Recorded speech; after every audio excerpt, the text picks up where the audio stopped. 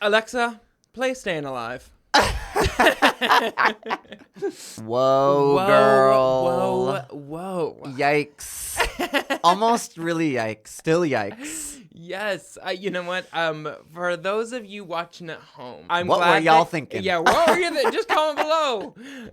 No, we have been thinking about this episode for a very long time. Definitely. I'm curious as to how it would come across. Yeah. Curious as to rewatch something that was. It's maybe one of the longest days of my life. Oh my God. I felt like it was an eternity of silence, yes. of disaster, of uncertainty, and then certainty, Yes. and acceptance of going home. Yes. Then, and then uncertainty. unacceptance. And then certainty again. I think we're still in this. But it Whoa. was really, really wild. But I thought it was, from an objective standpoint, taking our emotions out of it. And some of those emotions are really good. Some of those emotions, I really got emotional during this episode. Just thinking about us and sort of rooting for us, which is strange because it's us. Yeah. No, literally, I was like, is this going to go a different way than I remember it somehow? God, yeah. But I think regardless, it just was a great episode, I thought. Just from an objective standpoint, I was like, wow, this episode is giving the twists, the turns, the boots. Yeah. So let's get into it a little bit. From the beginning. Yes. We start, don't we? Yes. We start in first place. Did you see the Dubai. Sunglasses? What? It was the first time both of us had sunglasses on. I was like, wow, why didn't we wear those more? We looked kind of cool. You didn't think so? No. I like to see I like to see your soul. The eyes are the windows of the soul. Right? You know what I mean? Yeah. But anyway, we rip open our clue and we're like, we're going to Bulgaria. We go to Bulgaria. Yeah. Oh my God. I'll never forget the plane landing. Remember looking outside the window and being like, this is the most beautiful place of all time. And it was so green. It was so green. It was these mountains, like the tiniest little airport too, that Sofia airport. We landed in the tiniest little airport. And here's a crazy thing as well. In a kismet, insane circumstance, we left for the race. And when we were playing a Dungeons and Dragons game, so true. Our two characters who were engaged at the time went on their honeymoon in Sofia, Bulgaria, having no clue that is where we would go. Yeah. And that's where we ended up. And it almost broke off the marriage. No. Yeah. Anyway. Yeah. Then we run to the cars. We get in the car. We get in the car. Stick shift. That means I have to drive. Which I love. I love to drive stick shift, and we get out of that parking lot really quickly. Yeah. And the stick shift was no problem. That was not the problem. I was the problem. Oh, come on. I would give yourself more credit than that. Like, we both stopped. We took out the map together. We asked people on the street. There were a lot of things that were creating a soup that was not right for us. So let's get into it. So we leave in front, which maybe is another bad thing. Right, you can't follow anyone. So maybe that had something to do with it. In the clue, it actually gave you the route to get to the first village. But it was only like 5 directions. Yeah, it was not like, much. Take the exit towards this. Yeah. And so we're like, okay, which exit towards that? But yeah, pretty much immediately we make the wrong turn. So I believe it was the second direction. Yeah. We turned off the wrong way. Yeah. And the specific direction was take an exit towards Burgas. Now, we don't know whether Burgas is a city, a town, a street, a village, an area of Sofia. Yeah. And so, of course, as we turn, we end up seeing another sign for Burgas. And so we are like, okay, let's go towards Burgas because it'll take us to the same place, whether that's the street or whatever. Little did we know, it's a completely different city. On the opposite end of the country. Than the one in A1. Yeah, so we also knew that we had to, I can't remember if this was in the additional information or if this is just we had pulled over. Oh my God, we had pulled over. A million times. Like literally, probably a dozen times trying to figure this out. And we knew we had to take the one highway. Now, unfortunately, there also, city designers of Sofia, what the hell, there also was an A1 highway, also towards Burgas. Yes. Separate highways going separate directions that never intersect. So we took the A1 thinking like, oh, this is the one. Foolish mistake. It was so sorry for that. No, I honestly don't think you should feel any sort of guilt. We both looked at people's phones. The Cyrillic was not helping. Yeah, so they don't use ABCs. The Roman alphabet. They don't use the Roman alphabet there. And so, like, you would be reading their phones or signs and, like, straight up had no idea what it was saying. I'm proud of us. I don't think that we never lost our cool. We never exploded. We never,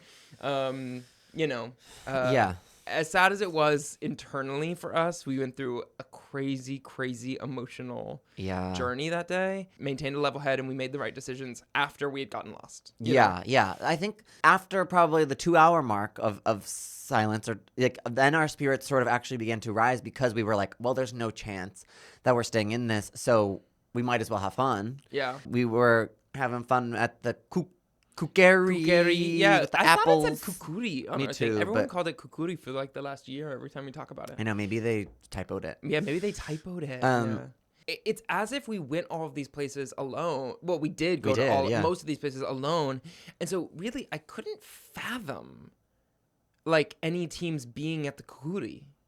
Right. Because I was like, no, that's our place. Like, we were there. Right. Only. Right. You know, right. After just doing Dubai as well and like doing the dive, being like, no, we really were the only ones there. No one else experienced that. It felt like some of these things I was like, seeing Mark and Brett, like doing the apples or whatever, I was like, what? You're not supposed to be there. That was our thing for being really late. That was our punishment. Yeah, that was our thing. I remember coming to the library as well. Yeah. Finding the clues. Again, it was opposite of Mario Kart rules. We were in last, so we actually had the hardest job at the library because we couldn't find one of 8, clues. We only could find one within this library. Mm-hmm. Then we moved along to the detour, right? And oh my God, seeing Nick and Mike. Oh my God. Girl. It was like I was having... It made no sense to my brain. It's like I was still in the desert of Dubai and I was having a vision from heat. Stroke. Right. I literally was like, this has got to be a mirage. No, it was like, are my eyes playing tricks on me? Yeah. Yes. So we had initially talked in the car, as you saw, about like, if we did a needle in a haystack, imagine we found it. Like Erica did the surfboard one and totally immediately, right? Then like maybe you could make up some time and then like make up more time in the roadblock. But then once we realized we actually weren't last, like we were tied for last theoretically, we got to switch this up. We got to switch it up.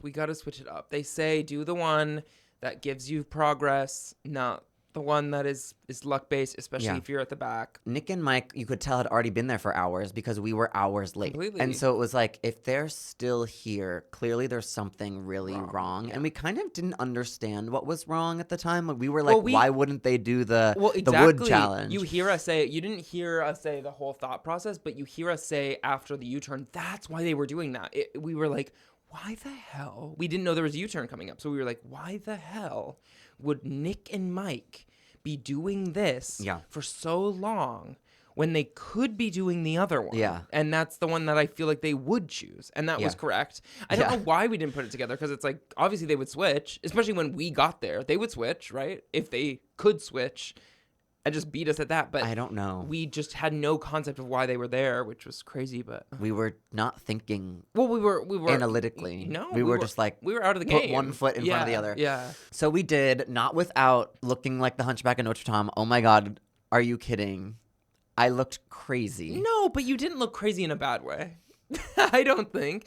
Like, it was seeing inspiring. me in the club like that. It was inspiring, Jack. You were like, it wasn't like, oh, come on, get the wood on your back. It was like, I think watching it objectively, I was there, first of all, bitch. And secondly, watching it again on TV, and I think what it seems like is like you can do this. Like that's my whole thing was like it didn't look like somebody who was like who couldn't do it. Like it looked like somebody who was like obviously struggling hard, but that like could persevere, and I think you did, and it was really inspiring, not only in the moment but to watch back. Yeah, my mom called me and was like, "You looked so weak." I was like, "Thanks, Mom. Thanks, Mom." You picking up that one piece of wood. Yeah, I know. Trying to pick up that one piece. I was like, I don't want to let anything go or something. Oh my God, it was so bad. Wait, the U-turn. Let's talk about it. The U-turn. Melinda and Eric. Oh my God, that whole sequence. The foot race. Seeing them turn back and then start to run. Could not believe it. Yeah. And Nick and Mike having been 1 kilogram away from not having been U-turned. That is so wild. It's so wild. It all hinged on that. Yeah. Like, literally, for us. Like, the whole right. episode hinged on that moment. I think a lot of people are like, why would they, U-turn Nick and Mike when they knew someone was behind? But I think they didn't. They didn't. They did because they were like, there are more clues in the thing. They can't see that clue until after they U-turn. Right. In a game, you have to go with what you know. You have to.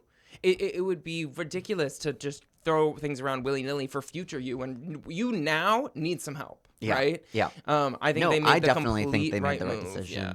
I mean, it makes sense, absolutely. And also, there's something to, like, when Nick and Mike, they see you and they start running, that makes you probably think, like, well, they'll U-turn us, Right, so, like, right. So it becomes also not something you do only offensively, but, like, defensively. Like, oh my God, if they beat us there, they're going to U-turn us. Yes, so, like, we have to do the same thing back. Yeah. So I think there's a lot of things at play. Confusion, not knowing where everyone is in the pack, that chase that sort of makes you feel like a cat and mouse, and you need to, like, do it to someone else. It was crazy. It was crazy. It was crazy to watch. Thank you, because we weren't there. Thank you, Queens, for doing that, even though they didn't want to. And even then, throughout the rest of the episode, they were like, we made a big mistake. We regretted it. They so didn't. Like, I think they just felt sorry for Nick and Mike as well. Of course. As do I. Yes.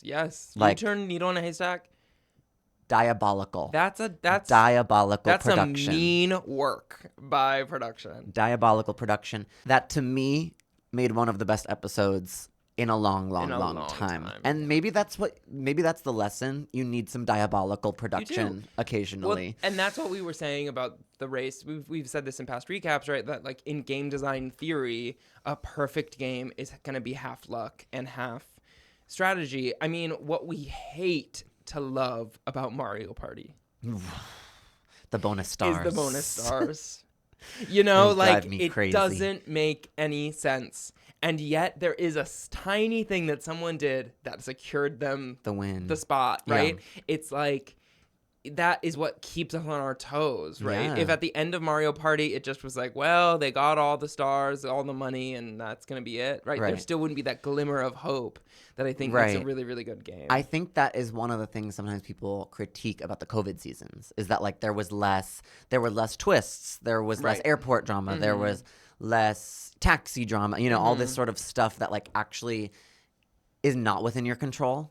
Of course, yeah. And there's always going to be a camp of people that's like, this is completely unfair, because it is so much both luck and unluck. Yeah. And just, like, that's also what makes the show so exciting to me. And of course, I'm biased. Yeah. I also wonder if that is some of the best prep you can do before going on the race, is releasing control. Yeah. Right? Oh, yeah, that's being what like, we did. Actually leaning into that we love this show because we don't have any control over it. Yeah.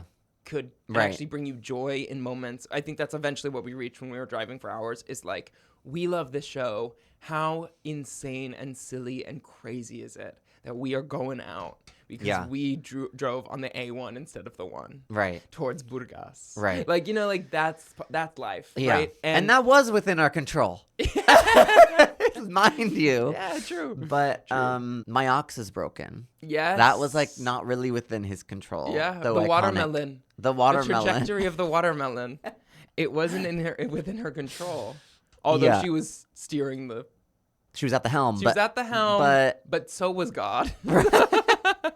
Yeah, all that to say, we're laughing, obviously, because it was insane. Oh, my God. It was also devastating to Nick and Mike. Oh, my God. It's like, I can't believe myself walking into that thing and saying, how are you guys? Oh, yeah, how are you dudes? How are you? How are you dudes? I'm like, I just don't know what to say. Like, I didn't expect to talk to anyone today. I knew that watching that was going to be insane, us getting lost. What I didn't know would be insane is that for the last year, we have been talking about Schneza on Schneza's farm, the 102-year-old woman, only to find out yesterday night that her name is not Schneza, and that 102-year-old woman isn't the queen who owns this farm and has run it. I was like, I am meeting the Schneza of Schneza's farm. I'm eating the Schneza. Meeting. I said meeting. Oh, I think you said eating. Little do I know, her name starts with an N. Yeah. I couldn't believe it. I was too stunned to speak. And then it makes you wonder, who is Schneza? Is it the Who other the woman? hell is Schneza? Is it the other woman who was there checking the yogurt or the milk amount? I don't know. She didn't Introduce tell me. herself. Yeah. Yeah, that was God. heartbreaking. Completely heartbreaking. I'm like, I think she's still alive.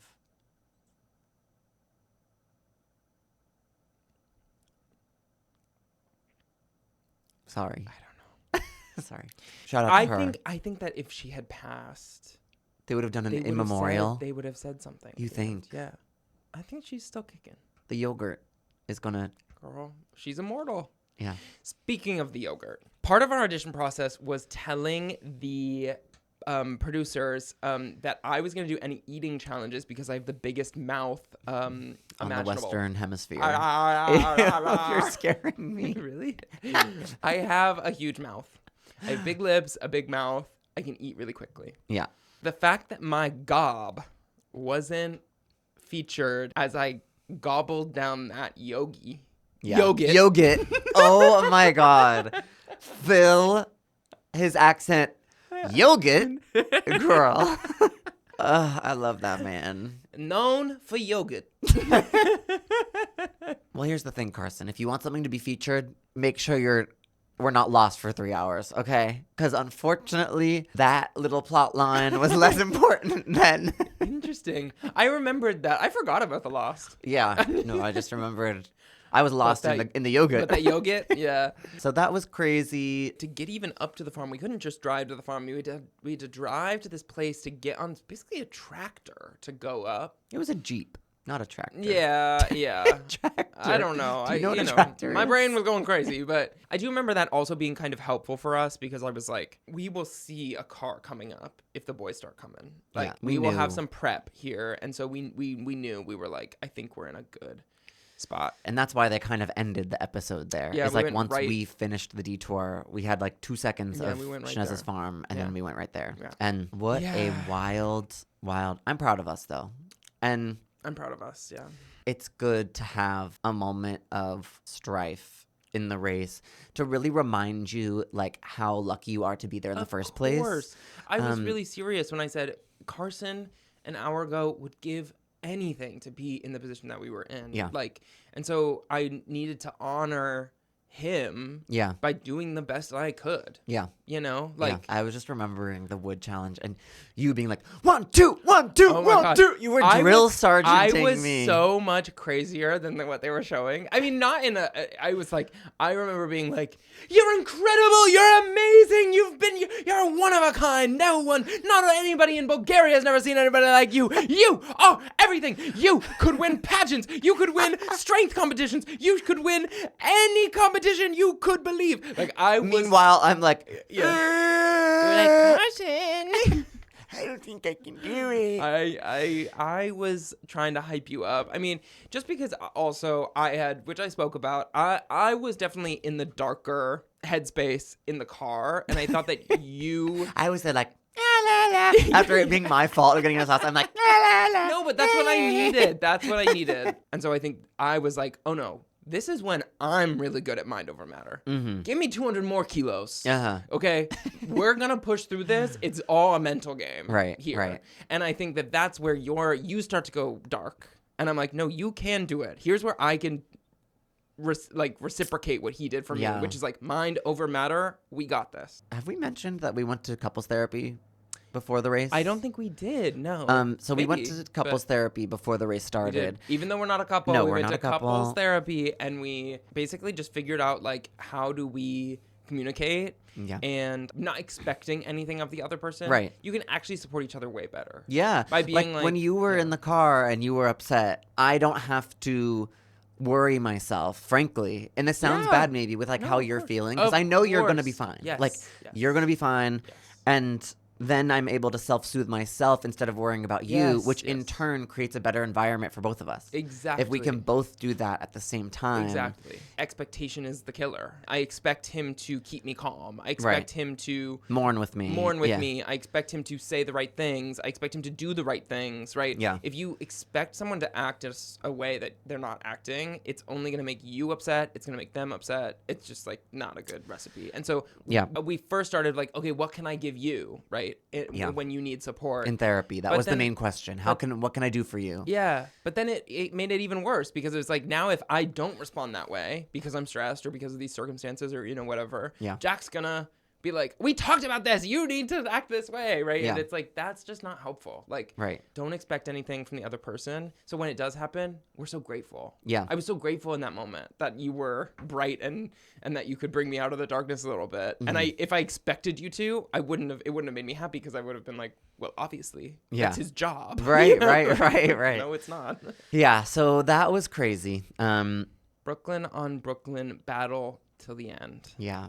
It was a hard watch to see them suffering out there. I know. And it was hot. But they don't even talk about, too. It was hot. They never talk about how it really is. Feels. And even getting out there, you had to lather yourself bug spray because of the ticks. Yes. And you're getting hay all over you. Hay fever vibes. It's itchy. It's so hot. Like, I can't tell you how hot it was. Yeah. It was like the hottest thing ever. But I love those guys. I think they are like the awesomest, like, oftentimes on The Amazing Race you get like a bro team. Yeah. And hate to say it, but I'm going to say it, maybe are kind of soulless or lack personality.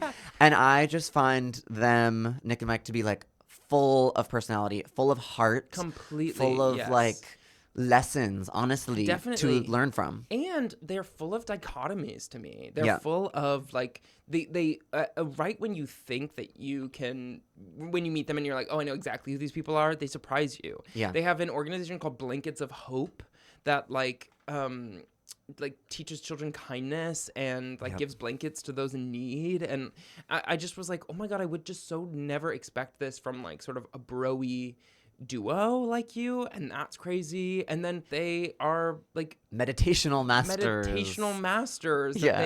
They follow philosophy. They're stoics, and they juggle these things that feel like aren't typical with your bro-y teams. Yeah, they're just awesome. And they were just so happy to be there as super fans, trying for 7 years. Yeah, like 7 years, 7 legs. 7 things I love about you. Your pecs, your arms, your your meditations. Yeah.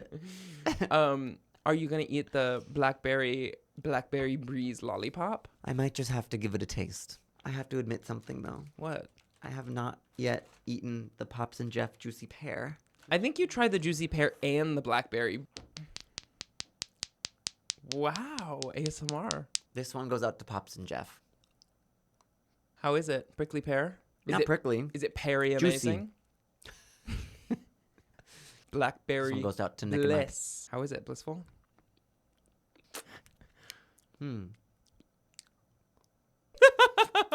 I think I like the Pops and Jeff one more. Oh, really? The juicy pear. I do. Well, in a surprise twist in our mukbang portion of the episode, I actually had flown in a bowl of Schneza's yogurt. No. All right. Well, Jack, we live to see another day. We do. I love you. I was so, like, inspired, and it, like, just reminded me how much I appreciate you. You're just the best. It was a magical episode. It was a magical episode. Despite hardship, it was good to see our love of life and each other. Yes. I have one more question, though. Hit me. Are you Frodo or Sam? Girl, I don't know. What do you think? We talked about this. We talked about Frodo and Sam a lot on the race, actually. Yeah. I think you're Sam. Okay, work. Because Sam is a little more, like, doe-eyed and, like... Although in this last episode, you were much more doe-eyed. True. And also, actually, Sam hates Smeagol, so that's not always true. I love being Sam. I think you're Frodo. Don't know. And you've got that curly curl. That's true. So there we go. It's decided. Yeah. Okay, everyone. Well, let us know in the comments, who do you think is Frodo and Sam? Yeah, honestly, please. Yeah. In the meantime, we will see you. We'll keep on racing this race. We'll see what next week has in store for us and for everybody. Thank you all so much for watching the race, watching our recaps, supporting us, I think, unless you're here to hate. And if you are, you're getting the quick block. The quick block. I'm blocking people like nobody's business these days, honestly. It's been liberating. With your juicy pear. Yeah, I'm like, blocked. We love you guys. We will see you next week. Bye. Goodbye. Mwah.